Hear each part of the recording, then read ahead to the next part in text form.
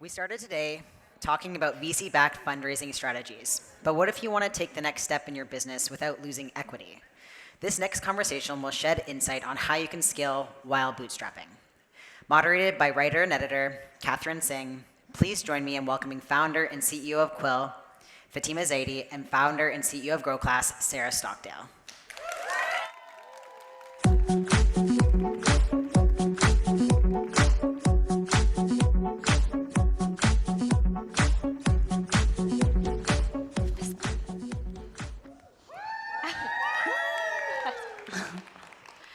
Everyone. Thanks so much for being here today. We're so excited to be chatting with Sarah and Fatima.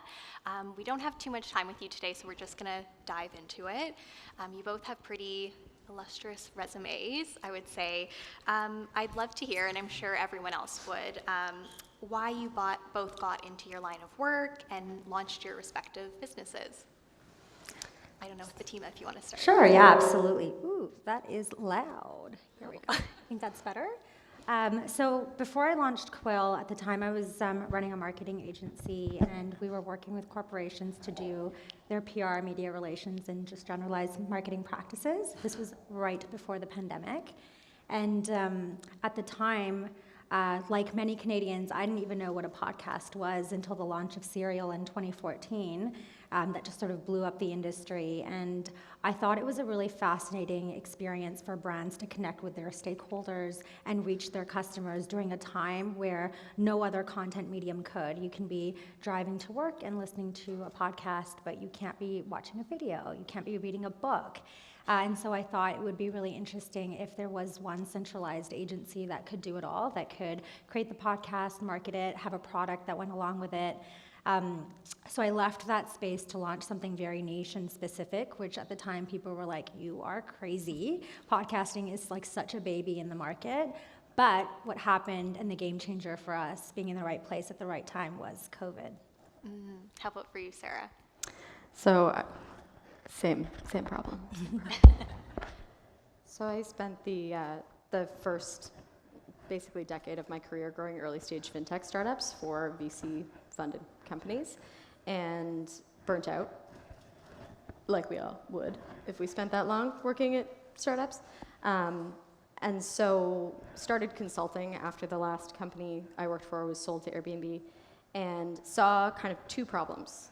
One, I was basically a growth business therapist for overpaid founders, and they were struggling to find talent.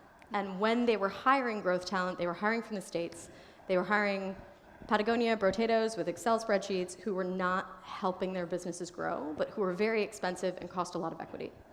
The people who were growing their businesses were usually underrepresented folks and women who were not getting equity in these businesses and who were paid less than $75,000. And so I saw an opportunity to build education, but also community and network for those folks to get them into those six-figure high equity roles, because economic power for underrepresented people is the thing that will change the game for us. So Growclass was born. Amazing. And I know you both had launched something before, were founders before this, but for these kind of ventures specifically, you've noticed obviously something missing in the industry and wanted to address it. You had this great idea. It feels like it would be really daunting to then just ask yourself, what's next? Like, what's the next step? So for you, I guess, Sarah, maybe we'll start with you. What were the first steps that you took after identifying this issue? So I don't recommend going into like a hidey hole and building a business and then coming to the market and saying, hey, do you want this? Because usually the market says, no, you built the wrong thing. So what we did was we just put up a Squarespace page. We outlined the value proposition of what it is we were building, and we put it out to our immediate networks, and they sold it out in 24 hours. And so then we were like, okay, we got to build it. So we kind of reverse engineered that process just to validate whether or not the idea was good. And we ran it off the side of our desks for the first year and a half, for the first about year, and funded it with money from the consultancy that I had built before. And then eventually we had to pull the safety net and go full-time on the business, but we kept the safety net for quite a while.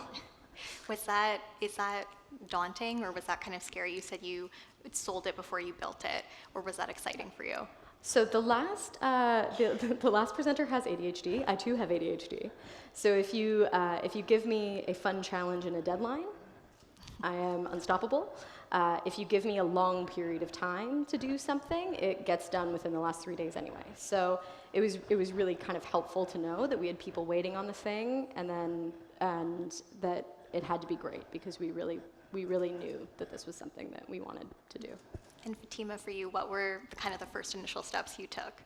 I think when it comes to building a company, done is better than perfect. You will very rarely launch with the perfect idea, and I think a lot of people that I speak to who are aspiring entrepreneurs have that imposter syndrome, where they're like, we don't have the perfect skill set, or we don't have the experience, or nobody has experience to be an entrepreneur. It's an equalizer. You are starting from scratch, you're building something from scratch, and very rarely do you launch with the first idea, and that is the idea that you take off with. As Sarah, I'm sure, would agree, it is a very iterative process, and any successful entrepreneur that you speak to has launched maybe 4 or 5 failed ideas or businesses before they found the product market fit. And so I think, starting somewhere and then building upon it is the way to go. And that's really what I did. Like, similar to Sarah, I knew that I wanted to launch a product, but I didn't want to go the VC route and raise capital. I really wanted to enjoy the process. And I think that because of the media constantly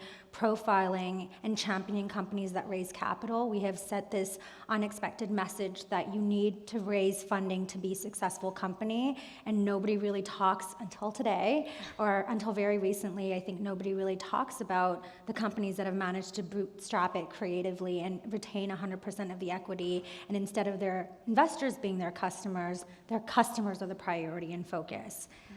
So that was what I did. Similar to Sarah, I launched an agency first. I knew I wanted a product, but I spent time with my customers in the trenches figuring out the pain points before we decided to go the product route.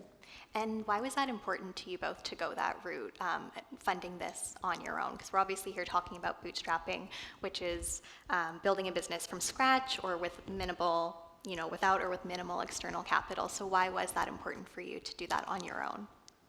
Bootstrapping is typically, funding your business through your own assets, savings, or revenue. And when you do so, you retain 100% equity as well as control over your business's decision, values, and culture. And that was really important to me. I have a lot of founder friends, and they'll be up at 4 a.m. freaking out about how to make their books look good for their investors, and that is valuable time spent away from your customers. Or sleeping. Or having work-life balance, being well-rounded. And I think that it's important to recognize that, yes, raising capital can give you the flexibility to accelerate growth quicker, but it also comes with financial obligations and the pressure to hit very aggressive targets. And I really wanted to enjoy the journey and process, but I love being an entrepreneur and I love my job, but I love it from the hours of 7 to 5. In the evenings and weekends, I do not want to be speaking to my team. There's a million things I would rather be doing than constantly work. And for us at Quill, the culture is to be a successful employee, you have to be well-rounded and have interests and hobbies and things that you're passionate outside of the business that you're working in 9 to 5. And I just feel like that can be harder to do, not impossible, but harder to do when you bring venture capital funding in. Yeah, I did 2 tours of duty at venture capital funded startups. I did not enjoy it. There's a lot of pressure. You have to grow something incredibly quickly. And if you are if you're building a community business, so at the heart of Growclass is the community, and you have investors telling you to scale that, you're going to break the thing. You are going to break the product so quickly, you are going to ruin the experience for your students and alumni. You can't venture fund education. They're not things that are compatible with each other, because venture capital wants fast growth, huge margins, and quick results, and education requires time, a ton of care, a ton of love, and a lot of focus on people. And I knew investors wouldn't let me do that properly. And we did. There was a period of time in 2021 where all my competitors raised money. And weirdly around the same amount. They all raised $21 million within 4 months of each other, 4 companies. And I panicked a little bit, because I had investors reach out and be interested in the business, and I had said, like, this is not a VC company. This is like, we're just going to do this the right way. And when everyone died in 2022, because there was a huge recession and tech layoffs, and people are not buying education when they're trying to figure out how to get their job, a lot of my competitors just like quietly went away into the night, and we cockroached it out and just survived the period of time that killed off all the VC funded companies. Yeah. Thanks, man. That's And incredible. to be clear, Yeah. Sarah and I are not saying don't raise capital. We are saying that not all businesses require an influx of capital to grow incrementally. Some do, and some don't, and you need to know and explore what your options are. So it is possible to get creative in terms of bringing in grant funding. In my first year, I brought in over $250,000 in grant funding, which supplemented some of the capital that we needed to jumpstart our business. And there's also scenarios where you can launch a service model that can eventually end up funding the product. And sometimes you can't. Sometimes you absolutely need external capital because of the business model. And so it's more so about exploring your options and doing what makes sense for the business that you're launching, rather than automatically jumping to, I need to go out and speak to investors, which can be a very demotivating and demoralizing Especially if process. you look like us, right? Like, we get less than 3% of venture capital. So if I wanted to spend a whole year of my life being told no by white dudes, sure. But like, I'm not super interested in that life for a whole year. It's not a great experience. There are prescriptive sort of stereotypes and preconceived notions of what a successful entrepreneur should look like, or what their CV and resume should look like. But the truth of the matter is, they have no clue who's Yeah. going to be successful, No. just like we don't have a clue No. if we're going to be successful. It is a complete crapshoot who is going to make it and be Yeah. at the finish line. And I just think that you'll get a much better valuation if you have product market fit and spend the first few years figuring out how to prioritize your customers' needs rather than your investors becoming your customers. Yeah. Amazing. And I mean, you talked a little bit about it, but what are the pros then of going about funding this way for you both? I don't have parents. Like, I don't have a boss. I'm an entrepreneur. I don't want a boss. I can, if we are, and like we're having a very big year this year, I can spend money on my students. Like, I can spend money on side quests, building things that I think would help them. I don't have to explain it to anyone. And I can grow as quickly or as slowly as I want. It's not easy, but the thing is, like, you have to choose the good hard. None of these paths are easy. VC sucks, bootstrapping sucks. Growing a business is not for the faint of heart. It is a relentless challenge.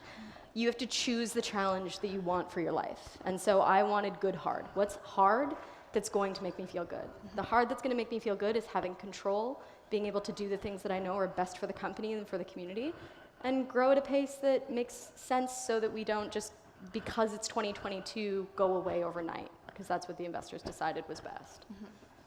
I mean, like Sarah, I feel like I've had a different experience in that, yes, on paper, maybe I don't have a boss, but I actually feel like everyone, like I'm accountable to everyone, my customers, my team. It's a lot of pressure. I would say in terms of the pros, I built the company that I wanted to work at in terms of culture, and that is something that you can 100% control and retain if you are the only shareholder on the cap table. How much vacation we should be, like, it's criminal how much North Americans are giving to their employees in terms of vacation days. The fact that most companies don't bake philanthropy into their DNA, community and giving back. Some do, but it's not a priority for most startups.